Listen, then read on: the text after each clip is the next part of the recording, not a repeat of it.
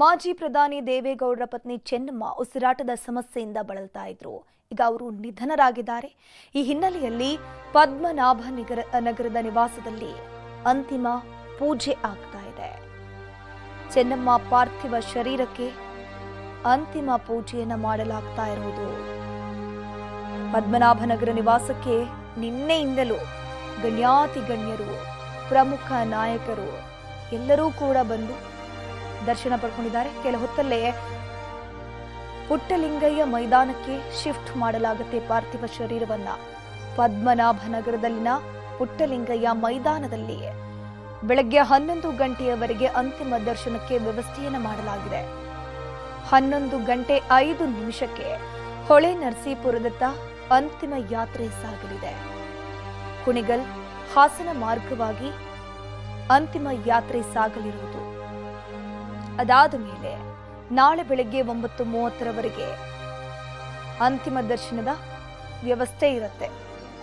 H D Revanna ಮನೆಯಲ್ಲಿ, ಆ ಭಾಗದಲ್ಲಿ, ಹಾಸನದಲ್ಲಿ ಅವರ ಹುಟ್ಟೂರಲ್ವಾ, ಸೊ ಅಲ್ಲಿ ಎಲ್ಲ ರೀತಿಯ ದರ್ಶನಕ್ಕೂ ವ್ಯವಸ್ಥೆ ಆಗಿದೆ. ನಾಳೆ ಬೆಳಗ್ಗೆ 9:30ವರೆಗೆ ಅಲ್ಲಿ ಅಂತಿಮ ದರ್ಶನ ಇರುತ್ತೆ. ಅವರನ್ನ ಬೆಳೆಸಿದಂಥದ್ದು ಯಾವೊಂದು ಹರದನಹಳ್ಳಿ ಗ್ರಾಮದಲ್ಲಿ ಹುಟ್ಟಿದ್ರು.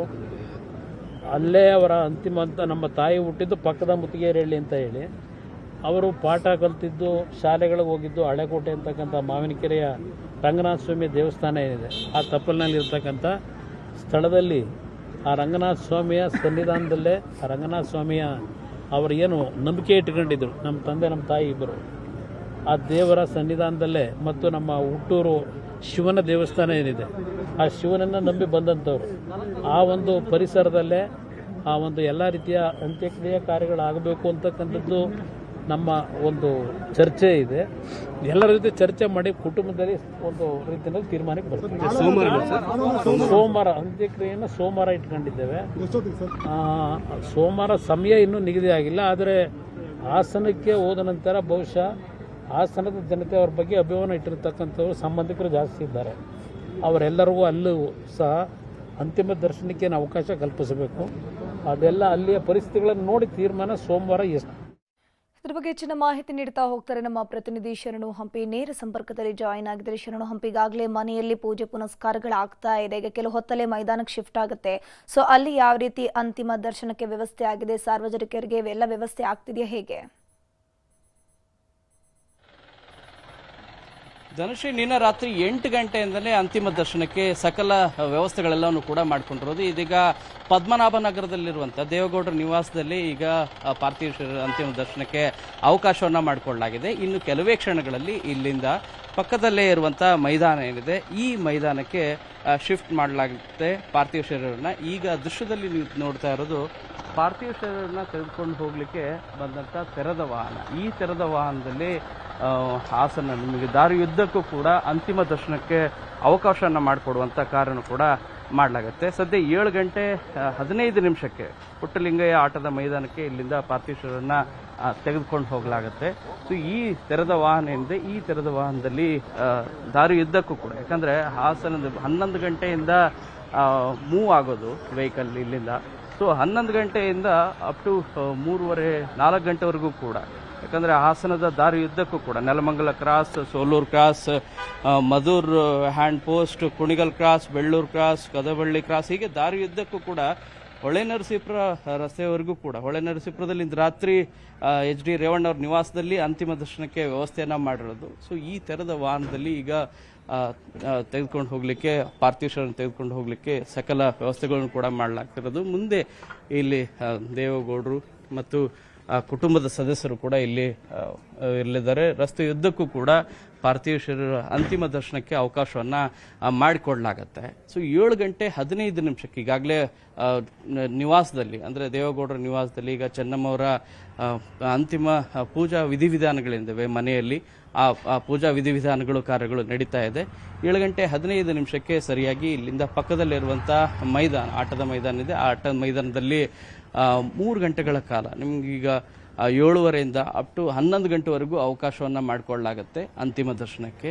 ಈಗಾಗಲೇ ಸಾಕಷ್ಟು ಸಂಖ್ಯೆಯಲ್ಲಿ ನಿನ್ನೆ ರಾತ್ರಿಯಿಂದನೂ ಕೂಡ ಮಾಜಿ ಸಿಎಂ ಯಾಕಂದ್ರೆ ಸಿಎಂ ಡಿ.ಕೆ. ಶಿವಕುಮಾರ್ ಕುಟುಂಬ ಸಮೇತ ಆಗಮಿಸಿ ಅಂತಿಮ ದರ್ಶನ ಪಡೆಯುವಂಥ ಕಾರ್ಯನೂ ಕೂಡ ಮಾಡಲಾಯಿತು. ಸಕಲ ಸರ್ಕಾರಿ ಗೌರವದೊಂದಿಗೆ ಅಂತ್ಯ ಸಂಸ್ಕಾರ ಮಾಡಲಿಕ್ಕೂ ಕೂಡ ಸರ್ಕಾರ ಈಗಾಗಲೇ ನಿರ್ಧಾರವನ್ನು ಕೈಗೊಳ್ಳಲಾಗ್ತಾ ಇದೆ. ನೋಡ್ಬೋದು ಈಗ ಈ ತೆರೆದ ವಾಹನ ಇದೆ, ಈ ತೆರೆದ ವಾಹನ ಸಂಪೂರ್ಣವಾಗಿ ಹೂವಿನಿಂದ ಅಲಂಕಾರ ಮಾಡಲಿಕ್ಕೆ ಹೂವನ್ನೆಲ್ಲವೂ ಕೂಡ ತಂದಿರುವಂಥ ದೃಶ್ಯಗಳು ಕಂಡು ಬರ್ತಾ ಇದೆ. ಚೆನ್ನಮ್ಮ ದೇವೇಗೌಡರು 1 ವರ್ಷ ಅಲ್ಲ 2 ವರ್ಷ ಅಲ್ಲ, ಬರೋಬ್ಬರಿ 72 ವರ್ಷ, ಅಷ್ಟು ಸುಲಭದ ಮಾತಲ್ಲ. ಅನ್ಯೋನ್ಯವಾಗಿ ದಾಂಪತ್ಯವನ್ನು ಮಾಡಿದವರು. ಆದರೆ ದೇವೇಗೌಡರು ನನಗಿಂತ ಮುಂಚಿತವಾಗಿ ಅಂದರೆ 4 ವರ್ಷ ಚಿಕ್ಕವರು ಚೆನ್ನಮ್ಮ, ಅವರು ಹೋಗ್ತಾರೆ ಅಂಥೇಳಿ ಯಾರು ಕೂಡ ನಂಬಿದ್ದಿಲ್ಲ ಅಂಥೇಳಿ ಅವ್ರು ತಮ್ಮ ಆಪ್ತರ ಮುಂದೆನೂ ಕೂಡ ದೇವೇಗೌಡರು ಹೇಳ್ಕೊಂಡಿದ್ರು. ಸೊ ಈ ಹಿನ್ನೆಲೆಯಲ್ಲಿ ಈಗ ಚೆನ್ನಮ್ಮವರ ಅಂತಿಮ ದರ್ಶನ ಪಡೀಲಿಕ್ಕೆ ಸಾಕಷ್ಟು ಸಂಖ್ಯೆಯಲ್ಲಿ ಅಭಿಮಾನಿಗಳು, ಕುಟುಂಬದ ಸದಸ್ಯರು, ಹಿತೈಷಿಗಳು, ಪಕ್ಷದ ಕಾರ್ಯಕರ್ತರು ಸೇರಿಂದ ಹಿಡಿದು ಪ್ರತಿಯೊಬ್ಬರು ಕೂಡ ಆಗಮಿಸ್ತಾ ಇದ್ದಾರೆ. ತಡರಾತ್ರಿನೂ ಕೂಡ ಇನ್ಫ್ಯಾಕ್ಟ್ ಬೇರೆ ಬೇರೆ ಊರುಗಳಿಂದೆಲ್ಲನೂ ಕೂಡ ಆಗಮಿಸ್ತಾ ಇದ್ರು. ಇದರಲ್ಲಿ ಅತಿ ಹೆಚ್ಚಿನ ಸಂಖ್ಯೆಯಲ್ಲಿ ಕಾರ್ಯಕರ್ತರು ಅತಿ ಹೆಚ್ಚಿನ ಸಂಖ್ಯೆಯಲ್ಲಿ ಇರುವಂಥ ದೃಶ್ಯಗಳು ಕೂಡ ಕಂಡುಬಂದು ಈಗಾಗಲೇ ಪೂಜಾ ಕಾರ್ಯಗಳು ಕೂಡ ನಡೀತಾ ಇದ್ದಾವೆ. ಪೂಜಾ ಕಾರ್ಯ ನಡೆದ ನಂತರ ಇನ್ನು 10 ನಿಮಿಷದಲ್ಲಿ ಪಾರ್ಥಿವ ಶರೀರವನ್ನು ಶಿಫ್ಟ್ ಮಾಡುವಂಥ, ಸ್ಥಳಾಂತರ ಮಾಡುವಂಥ ಕಾರ್ಯನೂ ಕೂಡ ಆಗುತ್ತೆ. ಅದು 7:15 ಹೊತ್ತಿಗೆ. ಧನುಶ್ರೀ, ಥ್ಯಾಂಕ್ ಯು ಶರಣು ತಮ್ಮೆಲ್ಲ ಮಾಹಿತಿಗಾಗಿ. ಇನ್ನು ನಾಳೆ ಸಕಲ ಸರ್ಕಾರಿ ಗೌರವಗಳೊಂದಿಗೆ ಅಂತ್ಯಕ್ರಿಯೆ ನಡೆಯಲಿದೆ. ನಾಳೆ ಹಾಸನ ಭಾಗದಲ್ಲಿ 9:30ವರೆಗೂ ಕೂಡ ಅಂತಿಮ ದರ್ಶನಕ್ಕೆ ವ್ಯವಸ್ಥೆ ಇರುವುದು. ಚೆನ್ನಮ್ಮ ಅಂತಿಮ ದರ್ಶನ ಪಡೆದು ಸಿಎಂ ಡಿ.ಕೆ. ಶಿವಕುಮಾರ್ ಹೇಳಿಕೆಯನ್ನು ಕೊಟ್ಟಿದ್ದಾರೆ. ಚೆನ್ನಮ್ಮ ನಿಧನಕ್ಕೆ ಸಿಎಂ ಡಿ.ಕೆ. ಶಿವಕುಮಾರ್ ಸಂತಾಪವನ್ನು ಸೂಚಿಸಿರುವುದು. ದೇವೇಗೌಡರ ಕಷ್ಟ ಸುಖದಲ್ಲಿ ಚೆನ್ನಮ್ಮ ಅವರ ಪಾತ್ರ ಬಹಳ ದೊಡ್ಡದು. ಸೋಮವಾರ ಚೆನ್ನಮ್ಮ ಅವರ ಅಂತ್ಯಕ್ರಿಯೆ ಆಗುತ್ತೆ ಅಂತ ಡಿ.ಕೆ. ಶಿವಕುಮಾರ್ ಹೇಳಿದ್ದಾರೆ. ಸರ್ಕಾರದಿಂದ ಕೊಡಬೇಕಾದಂತಹ ಎಲ್ಲಾ ರೀತಿಯ ಗೌರವಗಳನ್ನ ಸೋಮವಾರ ನೀಡಲಾಗುತ್ತೆ. ಅದರ ಜೊತೆಗೆ ಸರ್ಕಾರದಿಂದ ಎಲ್ಲಾ ರೀತಿಯ ವ್ಯವಸ್ಥೆಯನ್ನ ಮಾಡಲಾಗುತ್ತೆ ಅಂತ ಸಿಎಂ ಡಿ.ಕೆ. ಶಿವಕುಮಾರ್ ಅವರು ಹೇಳಿದ್ದಾರೆ. ಮಾಜಿ ಪ್ರಧಾನಿ ಪತ್ನಿ, ರಾಜಕೀಯ ಕುಟುಂಬದ ಮಹಿಳೆ, ಸರ್ಕಾರದ ಗೌರವದೊಂದಿಗೆ ಅಂತಿಮ ನಮನ ಅವರಿಗೆ ಸಲ್ಲಿಸಲಾಗುತ್ತೆ. ಹಾಸನ ಜಿಲ್ಲೆಯಲ್ಲೇ ಅಂತ್ಯಕ್ರಿಯೆ ಮಾಡಲಾಗುತ್ತೆ ಅಂತ ಹೇಳಿ ಸಿಎಂ ಡಿ.ಕೆ. ಶಿವಕುಮಾರ್ ಅವರು ನಿನ್ನೆ ಮಾಹಿತಿ ಕೊಟ್ಟಿದ್ದಾರೆ. ಕುಟುಂಬಕ್ಕೆ ಹಗಲು ರಾತ್ರಿ ಎಲ್ಲ ಕಷ್ಟದಿಂದಲೇ ಸುಖದಿಂದಲೇ ಜೊತೆಯಲ್ಲಿ ಇಟ್ಕೊಂಡು ಒಂದು ದೊಡ್ಡ ಸೇವೆಯನ್ನು ಮಾಡಿದಂತ ಒಬ್ಬ ಧೀಮಂತ ಹೆಣ್ಮಗಳು. ನಾವ್ಯಾರು ಶಾಶ್ವತವಾಗಿ ಇರ್ಲಿಕ್ಕಾಗುವುದಿಲ್ಲ. ಆದರೆ ದೇಶ ಮತ್ತು ರಾಜ್ಯದ ಅನೇಕ ರಾಜಕಾರಣಿಗಳಿಗೆ ಒಂದು ಮಾತೃ ಸ್ವರೂಪಿಯಾಗಿ ಸೇವೆಯನ್ನು ಮಾಡ್ಕೊಂಡು ಬಂದಂತ ಒಬ್ಬ ಧೀಮಂತ ಹೆಣ್ಮಗಳು. ಸೊ ದೇವೇಗೌಡರು ಮತ್ತು ಅವರ ಎಲ್ಲ ಮಕ್ಕಳ, ಅವರ ಕುಟುಂಬದ ಯಶಸ್ಸಿಗೆ ಅನೇಕ ತ್ಯಾಗಗಳನ್ನು ಮಾಡಿದಂತ ಒಬ್ಬ ಧೀಮಂತ ಹೆಣ್ಮಗಳನ್ನು ನಾವು ಇವತ್ತು ಕಳ್ಕೊಂಡಿದ್ದೇವೆ. ಕರ್ನಾಟಕ ಸರ್ಕಾರ ಅವರಿಗೆ ಸರ್ಕಾರದ ಗೌರವದೊಂದಿಗೆ ಅವರಿಗೆ ಅಂತಿಮ ನಮನವನ್ನು ಕೊಡಬೇಕು ಅಂತೇಳಿ ನಾನು ತೀರ್ಮಾನವನ್ನು ಮಾಡಿದ್ದೇನೆ. ಸೊ ಮುಂದಿನ ಏನು ಸೋಮವಾರ ನಾನು ಗೌಡ್ರ ಹತ್ರ ಮಾತಾಡಿದೆ, ಅಂತ್ಯಕ್ರಿಯೆಯನ್ನು ಇಟ್ಕೊಳ್ಳೋಣ ಅಂತೇಳಿ ತಿಳಿಸಿದ್ದಾರೆ. ಹಾಸನ ಜಿಲ್ಲೆಯಲ್ಲೇ ಅಲ್ಲೂ ಕೂಡ ನಾವೆಲ್ಲ ಕೆಲವು ಭಾಗವಹಿಸ್ತೇವೆ. ಸರ್ಕಾರದ ಎಲ್ಲ ತರಹದ ವ್ಯವಸ್ಥೆ ಕೂಡ ಮಾಡಲಿಕ್ಕೆ ಈಗಾಗಲೇ ನಾನು ಸೂಚನೆಯನ್ನು ಕೂಡ ಕೊಟ್ಟಿದ್ದೇನೆ. ಮಾಜಿ ಗುರುಗಳಿಗೆ ಮಾಜಿ ಸಿಎಂ ಸಾಂತ್ವನ ಹೇಳಿದ್ದಾರೆ. ಚೆನ್ನಮ್ಮ ಅಂತಿಮ ದರ್ಶನವನ್ನ ಪಡೆದಿದ್ದಾರೆ ಸಿದ್ದರಾಮಯ್ಯನವರು. ದೇವೇಗೌಡರಿಗೆ ಸಿದ್ದರಾಮಯ್ಯ ಸಾಂತ್ವನ ಹೇಳಿರೋದು. ದೇವೇಗೌಡರ ಅಪ್ಪಟ ಶಿಷ್ಯ ಆಗಿದ್ದಂತಹ ಸಿದ್ದರಾಮಯ್ಯ ನಿನ್ನೆ ದೇವೇಗೌಡರನ್ನ ಭೇಟಿ ಮಾಡಿ ಸಾಂತ್ವನ ಹೇಳಿದ್ದಾರೆ. ರೇವಣ್ಣ ಕೂಡ ಸಿದ್ದರಾಮಯ್ಯ ಬಳಿ ಮಾತನಾಡುವಂತಹ ಸಂದರ್ಭದಲ್ಲಿ ಅಮ್ಮನನ್ನ ನೆನೆದು ಬಿಕ್ಕಿ ಬಿಕ್ಕಿ ಹತ್ತಿದ್ದಾರೆ. ಸಂದರ್ಭದಲ್ಲಿ ಸಿದ್ದರಾಮಯ್ಯ HDD ಪಕ್ಕಾನೇ ಕೂತು ಅವರಿಗೆ ಧೈರ್ಯ ಹೇಳೋದು, ಸಾಂತ್ವನ ಹೇಳೋದು, ಧೈರ್ಯ ತುಂಬುವಂತಹ ಕೆಲಸವನ್ನ ಸಿದ್ದರಾಮಯ್ಯನವರು ನಿನ್ನೆ ಮಾಡಿರೋದು. HD ದೇವೇಗೌಡರು ಚೆನ್ನಮ್ಮ ಅವರು ಆಸ್ಪತ್ರೆಯಲ್ಲಿರುವಂತಹ ಸಂದರ್ಭದಲ್ಲೇ ಮಾಧ್ಯಮದವರ ಮುಂದೆ ಅವರ ಆರೋಗ್ಯದ ಬಗ್ಗೆ ಮಾಹಿತಿ ನೀಡುವಾಗಲೇ ಅವರ ಕಣ್ಣಲ್ಲಿ ನೀರು ಬರ್ತಾ ಇತ್ತು. ದೇವೇಗೌಡರಿಗಿಂತ 4 ವರ್ಷ ಚಿಕ್ಕವರಷ್ಟೇ ಚೆನ್ನಮ್ಮ.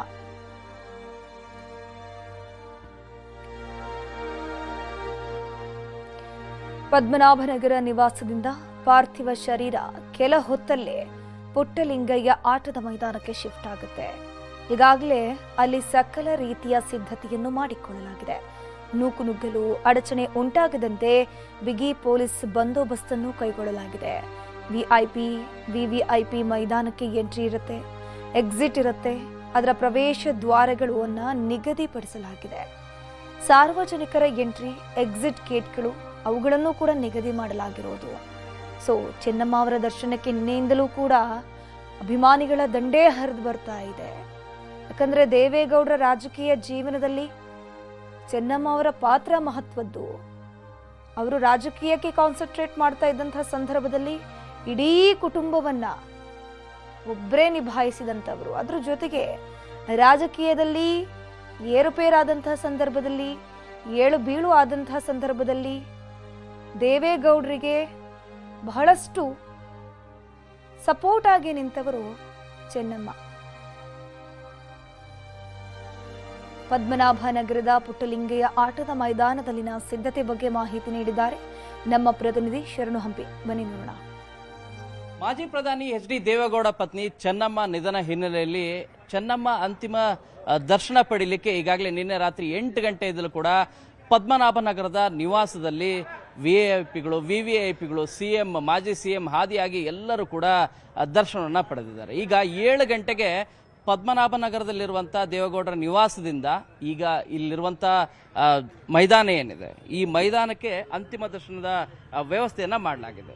7 ಗಂಟೆಯಿಂದ 11 ಗಂಟೆವರೆಗೂ ಪುಟ್ಟಲಿಂಗಯ್ಯ ಆಟದ ಮೈದಾನ ಏನಿದೆ, ಈ ಮೈದಾನದಲ್ಲಿ ಅಂತಿಮ ದರ್ಶನಕ್ಕೆ ಅವಕಾಶವನ್ನು ಮಾಡಿಕೊಟ್ಟಿರೋದು. ಯಾಕಂದರೆ ಮನೆ ಮುಂಭಾಗದಲ್ಲಿರುವಂಥ ಜಾಗ ತುಂಬ ಚಿಕ್ಕದಾಗಿರೋ ಕಾರಣಕ್ಕಾಗಿ ಸಾರ್ವಜನಿಕರಿಗೆ ದರ್ಶನಕ್ಕೆ ತೊಂದರೆ ಆಗಬಾರ್ದು ಅನ್ನೋ ಪ್ರಮುಖವಾದಂಥ ಕಾರಣಕ್ಕಾಗಿ ಈ ಆಟದ ಮೈದಾನದಲ್ಲಿ ಅಂತಿಮ ದರ್ಶನಕ್ಕೆ ವ್ಯವಸ್ಥೆಯನ್ನು ಮಾಡಲಾಗಿದೆ. ವಿಐಪಿ, ವಿವಿಐಪಿಯ ಆಸನದ ವ್ಯವಸ್ಥೆನೂ ಕೂಡ ಈ ಹಿಂಭಾಗದಲ್ಲಿರೋದು ಕಂಡು ಬರ್ತಾ ಇದೆ. ಎಂಟ್ರಿ ಒಂದು ಸೈಡ್ ಇದ್ರೆ ಸಾರ್ವಜನಿಕರಿಗೆ, ನನ್ನ ಎಡಭಾಗದಲ್ಲಿ ಎಂಟ್ರಿ ಒಂದು ಸೈಡಿಂದ ಸಾರ್ವಜನಿಕರೆಲ್ಲರೂ ಕೂಡ ಬರಲಿಕ್ಕೆ ಅವಕಾಶ ಇರೋದು. ಎಕ್ಸಿಟ್ ಮತ್ತೊಂದು ಕಡೆಗಿರೋದು, ಅಂದರೆ ಬಲಭಾಗದಲ್ಲಿ ಇರೋದು. ಈಗಾಗಲೇ ಪೊಲೀಸ್ ಭದ್ರತೆಯನ್ನು ಕೂಡ ಮಾಡಿರುವಂಥ ದೃಶ್ಯಗಳು ಕಂಡು ಬರ್ತಾ ಇದೆ. ಈ ಆಟದ ಮೈದಾನದ ಸುತ್ತಲೇ 350ಕ್ಕೂ ಹೆಚ್ಚು ಪೊಲೀಸರು ಈಗ ಸಾಕಷ್ಟು ಬಂದೋಬಸ್ತನ್ನು ಮಾಡಲಾಗ್ತಾ ಇದೆ. ಈಗ ಸದ್ಯ ರೋಲ್ ಕಾಲ್ ಮಾಡ್ತಿರುವಂಥ ದೃಶ್ಯಗಳು ಕೂಡ ಕಂಡು ಬರುತ್ತೆ. ಪ್ರವೇಶದ್ವಾರದಲ್ಲಿ ಮೆಟಲ್ ಡಿಟೆಕ್ಟರ್ಗಳ ಅಳವಡಿಕೆಯನ್ನು ಕೂಡ ಮಾಡಲಾಗಿದೆ. ಒಟ್ಟು ಈ ಸರೌಂಡಿಂಗ್ಸಲ್ಲಿ ಪದ್ಮನಾಭನಗರದಲ್ಲಿರುವಂಥ ದೇವೇಗೌಡರ ನಿವಾಸ ಮತ್ತು ಇಲ್ಲಿರುವಂಥ ಆಟದ ಮೈದಾನ ಸೇರಿದಂತೆ ಸುತ್ತಮುತ್ತಲು 1000ಕ್ಕೂ ಹೆಚ್ಚು ಪೊಲೀಸ್ ಬಂದೋಬಸ್ತನ್ನು ಮಾಡಿರುವಂಥ ದೃಶ್ಯಗಳು ಕಂಡು ಬರುತ್ತೆ. 11 ಗಂಟೆಯ ನಂತರ, ಅಂದರೆ 7 ಗಂಟೆಯಿಂದ 11 ಗಂಟೆವರೆಗೆ ಇಲ್ಲಿ ಅಂತಿಮ ದರ್ಶನಕ್ಕೆ ಅವಕಾಶ ಸಿಗುತ್ತೆ. ಅದಾದ ಮೇಲೆ 11 ಗಂಟೆಗೆ ಹಾಸನದ ಕಡೆಗೆ ಪಾರ್ಥಿವ ಶರೀರ ಪಾರ್ಥಿವ ಶರೀರನ್ನ ತೆಗೆದುಕೊಂಡು ಹೋಗುವಂಥ ಕಾರಣ ಕೂಡ ಆಗತ್ತೆ. ದಾರಿಯುದ್ದಕ್ಕೂ ಕೂಡ ಅಂತಿಮ ದರ್ಶನಕ್ಕೆ ಅವಕಾಶವನ್ನು ಮಾಡಿಕೊಳ್ಳಲಾಗತ್ತೆ. ಹೊಳೆ ನರಸೀಪುರದಲ್ಲಿ ಇಂದು ರಾತ್ರಿ ಎಚ್ ಡಿ ರೇವಣ್ಣವರ ನಿವಾಸದಲ್ಲಿ ಅಂತಿಮ ದರ್ಶನಕ್ಕೆ ಅವಕಾಶವನ್ನು ಮಾಡಿಕೊಳ್ಳಲಾಗತ್ತೆ. ನಾಳೆ ಸಂಜೆ 4 ಗಂಟೆ 15 ನಿಮಿಷಕ್ಕೆ ಸಕಲ ಸರ್ಕಾರಿ ಗೌರವಗಳೊಂದಿಗೆ ಅಂತ್ಯಕ್ರಿಯೆಯನ್ನು ಮಾಡುವಂಥ ಕಾರಣ ಕೂಡ ಆಗತ್ತೆ. ಕ್ಯಾಮರಾ ಪರ್ಸನ್ ಎಡ್ವಿನ್ ಜೊತೆ ಶರಣು ಹಂಪಿ, ನ್ಯೂಸ್ 8. ದೇವೇಗೌಡರ ಜೀವನ ಸಂಗಾತಿಯಾಗಿ ಅವರು ಜೀವನದುದ್ದಕ್ಕೂ ಇದ್ದವರು. 72 ವರ್ಷ ಅವರ ದಾಂಪತ್ಯ ಜೀವನ, 85 ವರ್ಷಗಳ ಸಾರ್ಥಕ ಬದುಕನ್ನು ನಡೆಸಿದ ಮಾತೃ ಸ್ವರೂಪಿ ಚೆನ್ನಮ್ಮನವರು ನಿನ್ನೆ ನಿಧನರಾಗಿದ್ದಾರೆ. ದೇವೇಗೌಡರ ಬದುಕಿಗೆ ಬೆನ್ನೆಲುಬಾಗಿ ನಿಂತವರು. ಅಂದರೆ ದೇವೇಗೌಡರು ರಾಜಕೀಯದಲ್ಲಿ ತೊಡಗಿಕೊಂಡಂತಹ ಸಂದರ್ಭದಲ್ಲಿ 6 ಮಕ್ಕಳ ಜವಾಬ್ದಾರಿಯನ್ನು ಹೊತ್ತು, ಅವರಿಗೆ ಶಿಕ್ಷಣದ ಜವಾಬ್ದಾರಿಯನ್ನು ಹೊತ್ತಂತಹ ಆದರ್ಶ ಗೃಹಿಣಿಯಾಗಿದ್ರು. ಅದ್ರ ಜೊತೆಗೆ ಪ್ರಧಾನಿ ಆದಾಗ, ಪ್ರಧಾನಿ ಸ್ಥಾನದಿಂದ ಇಳಿದಾಗ ಎಲ್ಲದರಲ್ಲೂ ಕೂಡ ಸುಖ ದುಃಖ ಎಲ್ಲದರಲ್ಲೂ ಕೂಡ ಭಾಗಿಯಾಗಿದ್ರು.